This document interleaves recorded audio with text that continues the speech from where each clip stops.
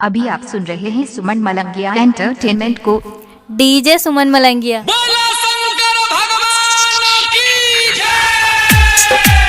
TikTok बाली से बाबा साथे मुड़ चढ़ा दी, साथे मुड़ चढ़ा दी।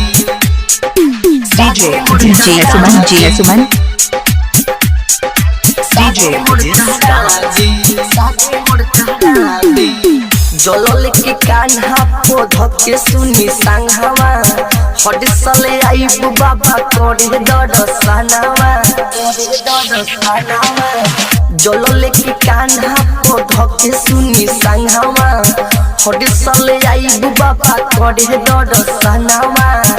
बेल पतड़ संगे लाईबू पर सहादी, बेल पतड़ संगे लाईबू पर सहादी। बाबा बाटी टिकटक बाली से बाबा शादी मोड़ करा दी, टिकटक बाली से बाबा शादी मोड़ करा दी।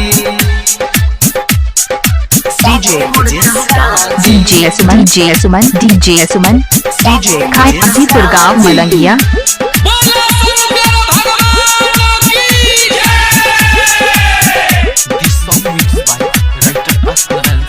टिकटक बाली में हाडर जदि पाइबू, उ त कमाई बाबा हम बैठल खाइबू, उ त कमाई बाबा हम बैठल खाइबू।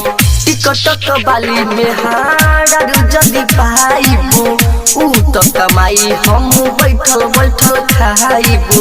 जिंदगी में ऐश कदम रही खूब आजादी, जिंदगी में ऐश कदम रही खूब आजादी।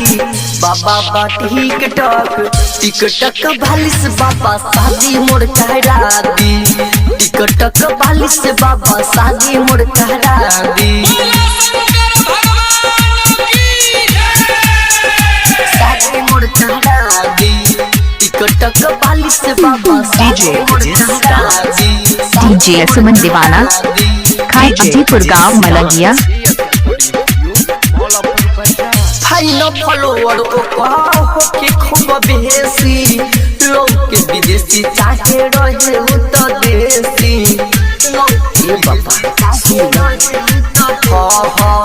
फाइन फॉलोअर के खूब बेसी, लोग के विदेशी चाहे रहे तो देसी। रमेश मुस्कान नारायण के बता दी, अजय राजेश नारायण के बता दी। बाबा बाटी टिकटक बाली से बाबा शादी डीजे सुमन मलंगिया मधुबनी। डीजे सुमन, डीजे सुमन, मोबाइल नंबर 8882452308 है।